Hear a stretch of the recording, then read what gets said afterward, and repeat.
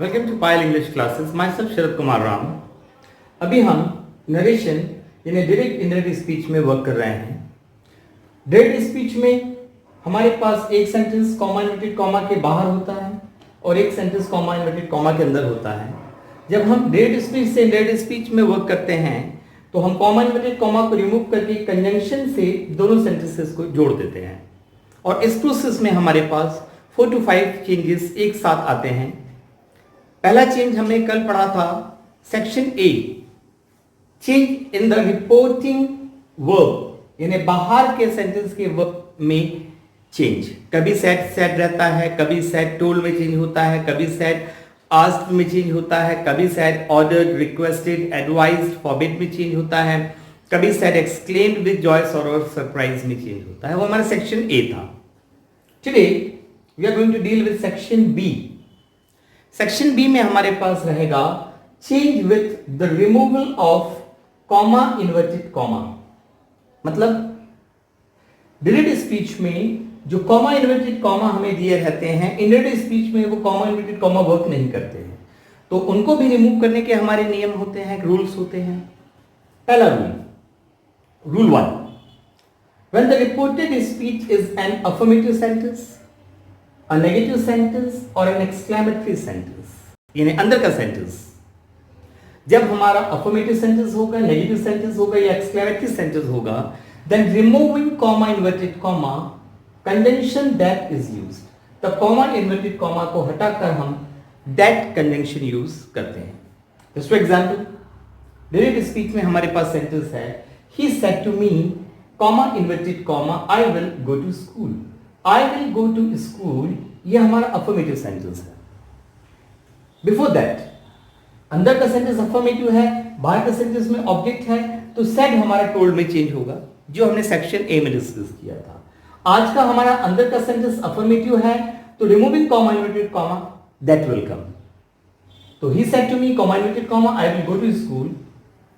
In direct speech he told me that he would go to school, इन comma inverted comma हटकर that आया। Direct speech में हमारे पास सेंटेंस है she said comma inverted comma he did not say lie। he did not say lie ये हमारा negative sentence है, मतलब अंदर का सेंटेंस नेगेटिव है, तो कॉमा इन्वर्टेड कॉमा हटकर दैट आएगा। लेकिन उससे पहले हमारा सेड रहेगा, जो हमने सेक्शन ए में डिस्कस किया था। अगर अंदर का सेंटेंस नेगेटिव है और बाहर के सेंटेंस में ऑब्जेक्ट नहीं है तो सेड रहता है। ठीक है, आज हम बात कर रहे हैं कॉमा इन्वर्टेड कॉमा हटकर दैट आएगा। She said, comma inverted comma, he did not say lie, inverted comma close in direct speech. She said that he had not said lie. Comma inverted comma हटकर that आया। direct speech में हमारे पास sentence है the boy said, comma inverted comma, oh I have lost my mother। oh I have lost my mother ये हमारे exclamatory sentence है, इसलिए कॉमा इन्वर्टेड कॉमा रिमूव होकर हमारे पास that आएगा। बट बिफोर दैट यहां पे हमारा सेड एक्सक्लेम विद सॉरो में बदला, जो हमने सेक्शन ए में डिस्कस किया था कि अगर अंदर का सेंटेंस एक्सक्लेमेटरी है तो बाहर का जो रिपोर्टिंग वर्ब है सेड वो exclaim with joy, sorrow, surprise में चेंज होता है। यहां पे दुख है इसलिए सॉरो। तो the boy said comma inverted comma O I have lost my mother. Indirect speech the boy exclaimed with sorrow that, comma inverted comma हटकर दैट आया, he had lost his mother। So rule 1 for removing comma inverted comma, when the reported speech is an affirmative sentence, a negative sentence or an exclamatory sentence, then remove comma inverted comma, we have to use conjunction that। Rule 2, when the reported speech मतलब अंदर का sentence starts with modal, can, could, would, should or with the helping verb is, am, are, then removing comma inverted comma conjunction if or whether any one of them is used। यानी जब reported speech अंदर का sentence modal यानी can, could, would, should या फिर helping verb is, am, are से started है, तो कॉमा इन्वर्टेड कॉमा को हटाकर हम इफ या वेदर यूज करेंगे। और इनडायरेक्ट स्पीच में हमें ध्यान रखना है कि इफ या वेदर के बाद हमारा सेंटेंस सब्जेक्ट वर्ब ऑब्जेक्ट को फॉलो करेगा, यानी इफ या वेदर के बाद मॉडल या हेल्पिंग वर्ब नहीं आएगा, पहले सब्जेक्ट आएगा, फिर वर्ब। वर्ब में हमारे पास modal, helping verb, main verb हो सकते हैं, ठीक। और वो ऐसा इसलिए क्योंकि जब कॉमा इन्वर्टेड कॉमा के अंदर सेंटेंस दिया है तो वो एक इंट्रोगेटिव सेंटेंस है। Are they going to school, are capital से स्टार्ट है, sentence starts with a capital letter, तो वो क्वेश्चन मार्क से एंड होता है। लेकिन जब हम कॉमा इन्वर्टेड कॉमा को हटाकर दो सेंटेंसेस को जोड़ते हैं तो वो एक कॉम्प्लेक्स सेंटेंस में बदल जाता है। और अगर हमारा सेंटेंस सब्जेक्ट से शुरू है तो वो क्वेश्चन मार्क से एंड नहीं हो सकता, इसलिए हम उसको इफ या वेदर के बाद टर्न कर देते हैं, चेंज कर देते हैं। हम इफ या वेदर के बाद सब्जेक्ट पहले यूज कर लेते हैं, तो सब्जेक्ट से शुरू सेंटेंस फुल स्टॉप से ही एंड होगा। तो ध्यान रखिएगा कि इफ और वेदर के बाद जो सेंटेंस होता है इंडायरेक्ट स्पीच में, है ना, सब्जेक्ट वर्ब ऑब्जेक्ट के सेंटेंस को फॉलो, ऑर्डर को फॉलो करेगा। मान लीजिए डायरेक्ट स्पीच में हमको सेंटेंस दिया है, he said to me, comma inverted comma, are they going to school. हमारा जो रिपोर्टेड स्पीच अंदर का सेंटेंस है वो आर हेल्पिंग वर्ब से स्टार्टेड है, तो कॉमा इन्वर्टेड कॉमा रिमूव करके इफ या वेदर आएगा। बट बिफोर दैट जो सेड है वो हमारा आस्क्ड में चेंज होगा। सेक्शन ए में हमने डिस्कस किया था, अगर अंदर का सेंटेंस क्वेश्चन मार्क से एंड होता है तो सेड हमारा आस्क्ड में चेंज होता है। तो he said to me, comma inverted comma, are they going to school, indirect speech, he asked me, to हमेशा हटता है। इफ, अब इफ के बाद सब्जेक्ट पहले, तो सब्जेक्ट है दे, तो if they were going to school. अगर हमारा सेंटेंस है डायरेक्ट स्पीच में, she said to me, comma inverted comma, can he cook food, question mark inverted comma close. Can he cook food, हमारा reported जो speech है वो modal can से शुरू है, तो removing comma inverted comma if या वेदर यूज होगा। बट बिफोर दैट जो हमारा सेड है it will change to asked, क्योंकि अंदर का सेंटेंस अगर क्वेश्चन मार्क से एंड हुआ है तो सेड हमारा आस्क्ड में बदलता है। She said to me, comma inverted comma, can he cook food, question mark inverted comma close, indirect speech, she asked me, to हमेशा हटता है। वेदर, इफ भी आ सकता था, शी आस्क्ड मी इफ, तो शी आस्क्ड मी वेदर, और whether के बाद अफर्मेटिव, सब्जेक्ट पहले, if he could cook food. तो रूल 2 हमारा कॉमा इन्वर्टेड कॉमा को हटाने के लिए है, अगर रिपोर्टेड स्पीच मॉडल या हेल्पिंग वर्ब से स्टार्ट होता है तो कॉमा इन्वर्टेड कॉमा हटाकर हमको इफ या वेदर का यूज करना पड़ेगा। और हमेशा ध्यान रखिएगा इफ या वेदर के बाद सब्जेक्ट पहले आएगा, फिर वर्ब, और उसके बाद ऑब्जेक्ट फॉलो होगा। Rule 3 for the change with the removal of comma inverted comma, when the reported speech यानी अंदर का sentence starts with a WH, और जो WH है ये why, what, where, when, which को रिप्रेजेंट कर रहा है, और who जिसमें सब्जेक्ट नहीं होता है, who went to market, then removing comma inverted comma, WH और who itself is used as a conjunction।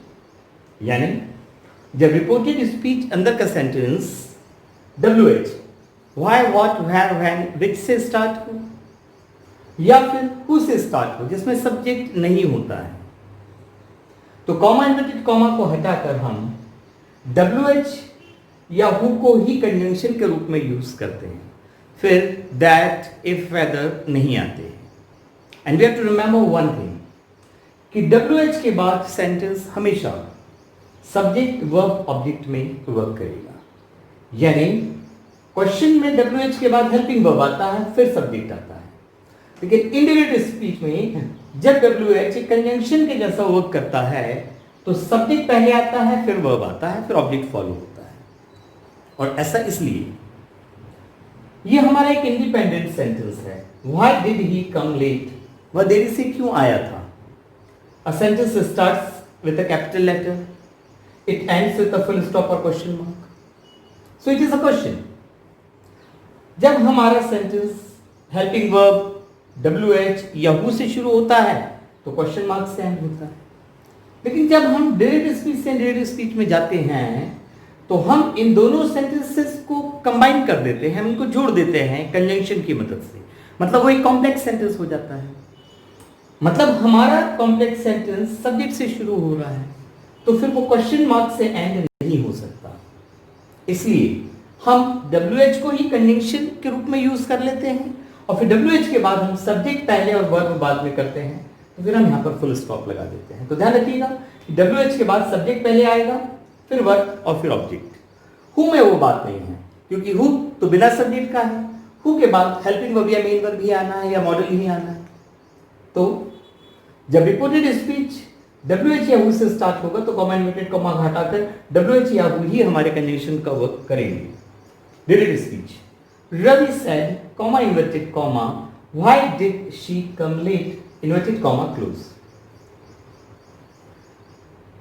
अंदर का सेंटेंस यानी रिपोर्टेड स्पीच हमारा why WH से स्टार्टेड है, तो कॉमा इन्वर्टेड कॉमा हटकर why ही हमारा कंजंक्शन बनेगा।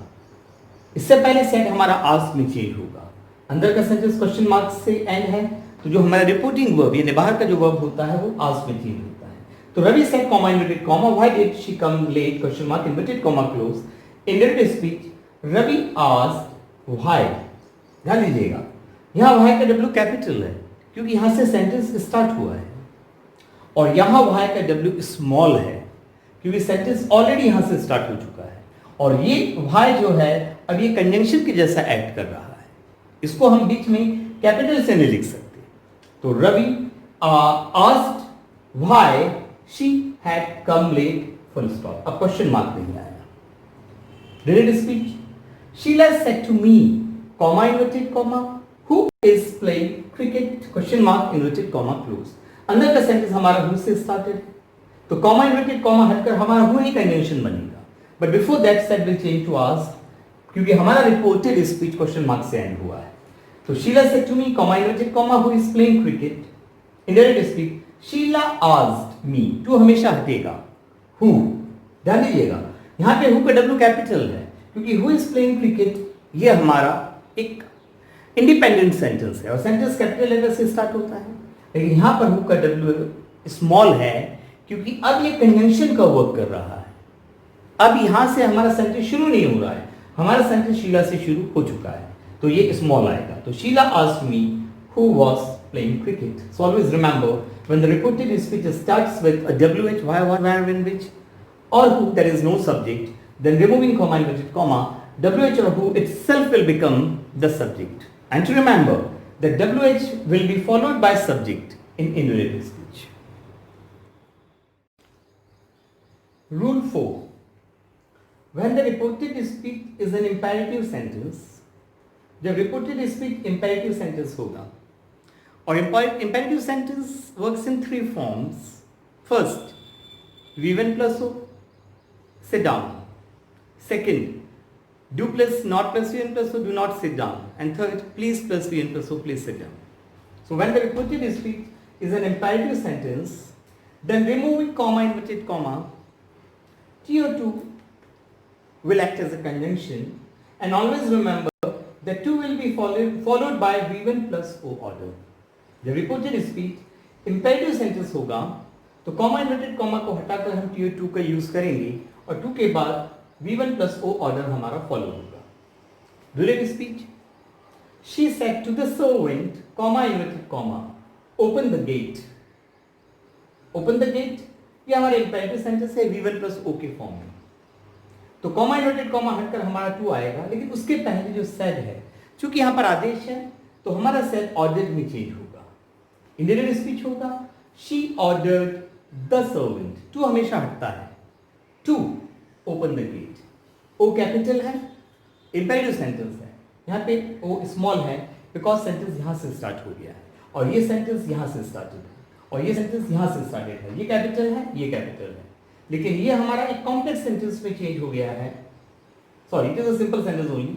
सो अब हमारा सेंटेंस यहाँ से स्टार्ट हुआ है, तो फिर ओ हमारा स्मॉल रहेगा। Direct speech the teacher said comma inverted comma do not shout. Do not shout ये हमारा इंपेरेटिव सेंटेंस है, do plus not plus V plus O वाले ऑर्डर का, तो कॉमा इन्वर्टेड कॉमा हटकर टू आएगा। बट बिफोर दैट यहाँ पे जो सेड है चूंकि अंदर मनाही वाली बात आ रही, टीचर चिल्लाने के लिए मना कर रही है, तो सेड हमारा फॉरबेड में चेंज होगा। तो इनडायरेक्ट स्पीच होगा हमारा the teacher forbade to shout. During speech, he said to me, comma inverted comma, please pass the book, inverted comma close. Please pass the book, ये हमारा imperative sentence है, मतलब reported speech हमारा imperative sentence है, तो comma inverted comma हटकर हमारा to आएगा. But before that, जो said है वो हमारा requested में change होगा, क्योंकि अंदर का sentence please plus filters के फॉर्म में है या निवेदन है या request है. तो he said to me, comma inverted comma, please pass the book. He requested me to pass the book.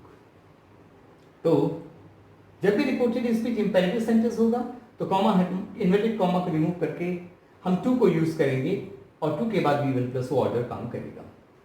तो आज हमने सेक्शन बी समझा, change with the removal of comma inverted comma, यानी डायरेक्ट स्पीच में जो comma inverted comma होते हैं ये हटकर भी हमारे पास कुछ चेंजेस आते हैं. And we discussed 4 rules. पहला हमने समझा जब रिपोर्टेड स्पीच यानी अंदर का सेंटेंस अफर्मेटिव है, नेगेटिव है, एक्सक्लेमेटरी सेंटेंस है तो कॉमा इन्वर्टेड कॉमा हटकर दैट आएगा. रूल 2 हमने समझा जब रिपोर्टेड स्पीच इट मींस अंदर का सेंटेंस मॉडल या हेल्पिंग वर्ब से स्टार्टेड है तो कॉमा इन्वर्टेड कॉमा हटकर इफ या वेदर आएंगे, दोनों में से कोई एक. और ध्यान रखना है इफ या वेदर के बाद सब्जेक्ट पहले फिर वर्ब फिर ऑब्जेक्ट ऑर्डर फॉलो होगा. Rule 3, when the reported speech under the sentence starts with wh, why, what, where and which or who, there is no subject, then removing comma inverted comma wh या who ही हमारा conjunction बनता है. Again we have to remember कि wh के बाद subject पहले आएगा indirect speech में, after that verb आएगा.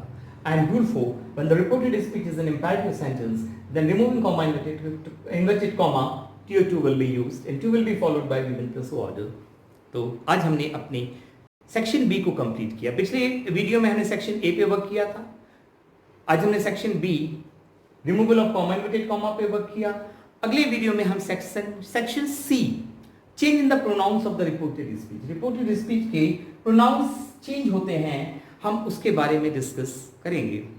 नरेशन थोड़ा सा टिपिकल होता है क्योंकि इसमें चेंजेस ज़्यादा होते हैं, लेकिन अगर हम इसको सिस्टमैटिक समझने की कोशिश करेंगे the narration it is very very easy, ठीक है, और it is very useful also.